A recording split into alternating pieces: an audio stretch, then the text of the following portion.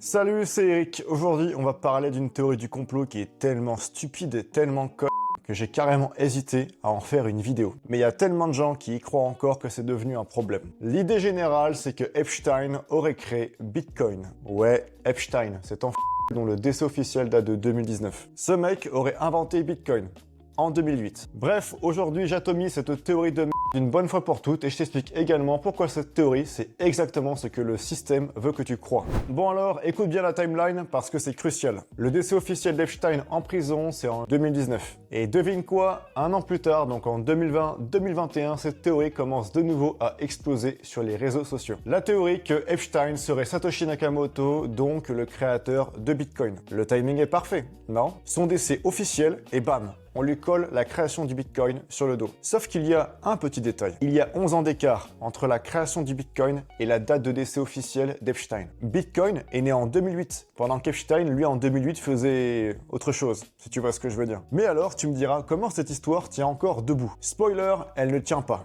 Retournons dans le passé. Le 31 octobre 2008, Satoshi Nakamoto publie le Bitcoin White Paper sur le Mailing List Cryptography. En gros, c'est un email qui est envoyé à une communauté de cypherpunks, donc en gros des gens qui bossaient sur la cryptographie depuis les années 90. À ce moment-là, personne ne sait qui est Satoshi Nakamoto, mais les gens lisent le papier et se disent « Ah putain, c'est quand même solide. Protocole décentralisé, proof of work et pas de banque centrale. » Le 3 janvier 2009, le premier bloc Bitcoin est miné. C'est ce qu'on appelle le Genesis Block. Référence à, comme tu t'en doutes, dans la Bible, la Genèse, donc la création du monde. Et devine quoi, Satoshi laisse dans ce bloc un message.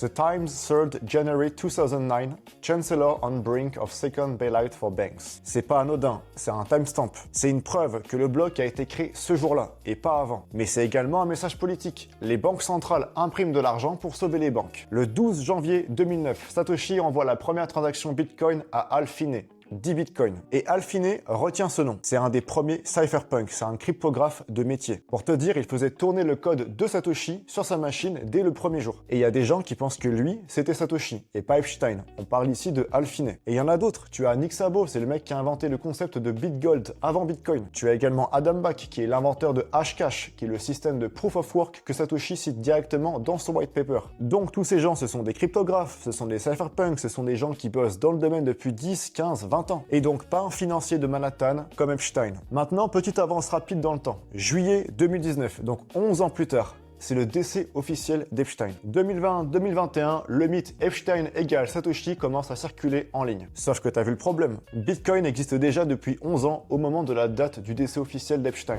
Maintenant, regarde les faits. Satoshi a laissé des preuves documentées partout. 39 emails sur les mailing lists crypto, archivés par le Nakamoto Institute, accessibles à tous. On a la mailing list cryptographie de Metzdaude. On a également la Bitcoin list, on a le forum Peer-to-Peer Research. Tout est public. On a 165 commits sur le code source de Bitcoin. D'abord évidemment sur SourceForge et ensuite on a GitHub. Chaque commit est horodaté, public et donc vérifiable. On a 539 posts sur les forums Bitcoin Talks, donc des archives publiques. Encore une fois, tout est là. Donc discussion technique sur le protocole, des réponses aux questions, tout est documenté. Et devine quoi, on a 1 million de Bitcoin sur les adresses de Satoshi. Jamais bougé depuis 2009. C'est d'ailleurs l'analyse Patoshi de Sergio Lehner, qui est un chercheur indépendant qui a tracé les patterns de minage de Satoshi. Donc si Epstein avait créé le Bitcoin, tu crois pas qu'il aurait bougé ses Bitcoins depuis le temps? 1 million de Bitcoin aujourd'hui, ça vaut des dizaines de milliards de dollars. On parle d'un mec qui avait des procès au des avocats à payer, une vie de luxe, donc pourquoi est-ce qu'il toucherait jamais à cet argent? C'est simple, parce que c'est pas lui. Maintenant, comparons les deux à côté, donc Satoshi Nakamoto et Jeffrey Epstein. À gauche, Satoshi Nakamoto, donc compétences cryptographiques avancées, 539 posts sur Bitcoin Talk, 1 million de Bitcoin jamais bougé, membre actif de la communauté cypherpunk. À droite, Jeffrey Epstein, 0 compétences crypto documentées. Et surtout, en juin 2008, Epstein signe un plea deal en Floride. Il est en prison. Je répète, le white paper des Bitcoin est publié le 31 octobre 2008. Epstein est en prison à ce moment-là. Est-ce que tu vois le problème? Maintenant, regarde le graphique en dessous. L'activité de Satoshi, elle monte à partir de 2008. Puis après, on a le pic sur Bitcoin Talk en 2009-2010. Puis, il disparaît en décembre 2010. Et maintenant, concernant l'activité d'Epstein liée à Bitcoin, comme tu peux le voir, la ligne, elle est flat, elle est plate depuis 2008. Et devine quoi, les 1 million de bitcoins n'ont jamais bougé. Donc encore une fois, si c'était Epstein, tu crois pas qu'il aurait bougé ses bitcoins avant son arrestation? Ça ne colle pas. Mais attends, parce que l'histoire s'arrête pas là. En janvier 2026, donc de cette année comme tu le sais, Le DOJ américain publie les fameux 3 millions de pages de documents Epstein, dont à l'heure actuelle tout le monde parle sur les réseaux. Et là on a les journalistes de Fortune, Bloomberg, Washington Post et Daily News qui trouvent quelque chose d'intéressant. Epstein n'a pas créé Bitcoin, ça on l'a établi. Mais son argent, il était dans l'écosystème Bitcoin. En 2014, il possède 3 millions de dollars dans Coinbase. Et ça vient son entité aux îles Vierges américaines, introduit par Brock Pierce qui est donc le cofondateur de Tether, la société qui gère le stablecoin USDT. Ce stake, il l'a revendu des années plus tard pour environ 15 millions de dollars. Et ça, c'était avant l'IPO de Coinbase en 2021 à 86 milliards de valorisation. En 2014, 500 000 dollars dans Blockstream.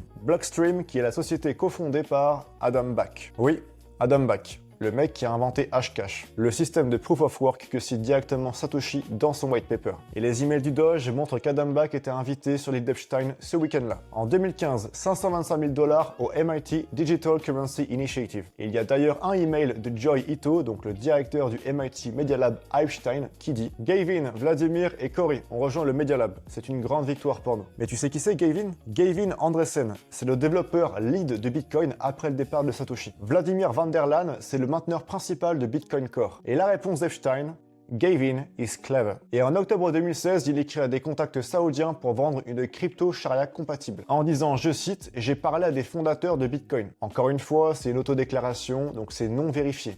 Mais elle est dans les vrais documents. Et les fameux mails Project Bitcoin Funding qui datent du 31 octobre 2008. Tu sais, c'est ceux qui en ce moment circulent de fou sur les réseaux depuis 2026. Snopes, France 24 et l'AP, donc qui est la plus grande agence de presse mondiale, les ont vérifiés. Ils ne sont pas dans les documents officiels du Doge. Ils sont fabriqués. Le vrai scandale n'a pas besoin d'être inventé. Alors maintenant, pourquoi cette théorie colle encore? Primo, parce que le mystère attire. Satoshi, il est anonyme et Epstein, c'est un personnage dont le nom fait couler l'encre. C'est un combo viral. Les gens adorent les histoires où tout est lié. Donc le fait que Satoshi soit anonyme et qu'en plus Epstein soit mort, dans tous les cas, ça doit être connecté, c'est obligé. Sauf que non. Corrélation n'est pas égale à causalité. Deuxio, biais de confirmation.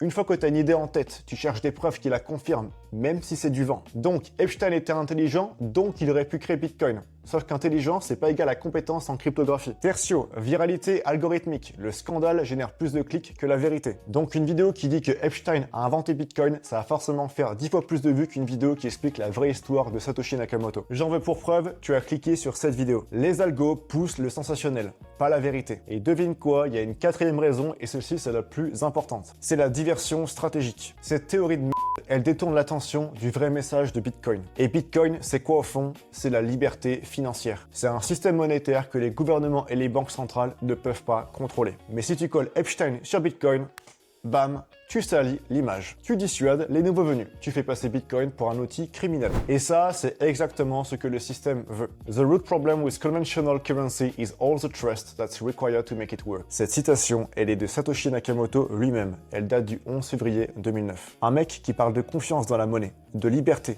de décentralisation. Donc pas un criminel, un cypherpunk. Bref, petit récap. Epstein n'a pas inventé Bitcoin. Les preuves documentées de Satoshi, elles datent de 2008 à 2010, soit environ 11 ans avant la date du décès officiel d'Epstein. Cette théorie sert à salir l'image de Bitcoin, à détourner l'attention. Le vrai message de Bitcoin, c'est la liberté financière. Et si tu veux comprendre le vrai Bitcoin, et juste pas les théories du complot, j'ai une communauté pour toi. On parle d'expatriation, on parle d'investissement long terme, on parle de banking, on parle d'entrepreneuriat, il y a également du networking, donc avec des gens qui luttent contre le système, et également les élites qui veulent nous contrôler. Bref, le lien est en description. C'était Eric, à plus, au nom de la liberté.